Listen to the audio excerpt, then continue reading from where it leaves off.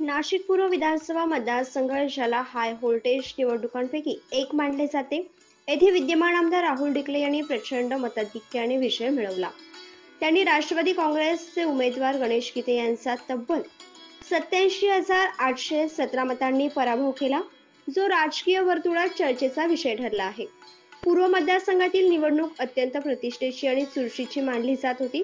मात्र राहुल डिकले यांनी आपल्या प्रभावी कामगिरीमुळे एकतर्फी विजय संपादन करत आपल्या लोकप्रियतेचा ठसा उमटवला. त्यांच्या या विजयामुळे भाजपसाठी मोठा उत्साह निर्माण झाला आहे.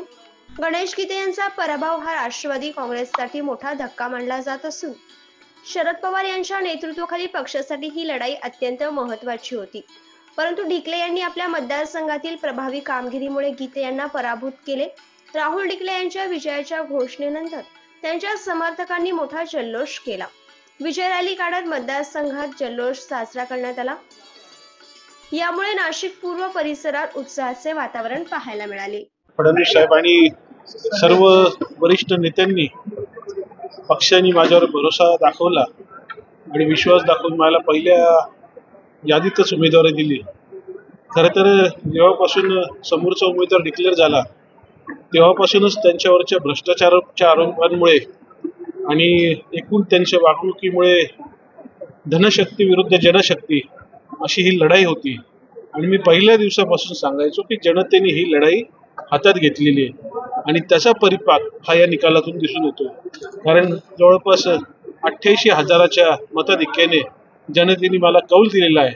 1.5 लाखाच्या वरती मतं पडलेत आणि त्याच्यामुळे धनशक्तीची जी एक माज होता तो जनतेने ह्या निवडणुकीत उतरवला आहे असं म्हटलं तर वावगं ठरणार. 5 वर्ष जनसंपर्क ठेवला, वरिष्ठांच्या मार्गदर्शनाखाली विविध कामं केले. मेडिकल कॉलेजपासून श्रीरामाच्या मूर्तीपासून विविध कामं इथे उभे केलेत आणि आमदार आपल्या दारी राबून 5 वर्ष सतत मी लोकांच्या संपर्कात राहिलो. त्या संपर्काचा फायदा नक्कीच झालेला आहे आणि त्याच्यामुळे हा विजय हा सुकर झाला.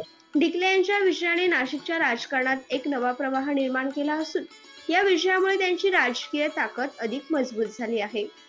जागर महाराष्ट्र न्यूज साठी अविनाश शिरसाट.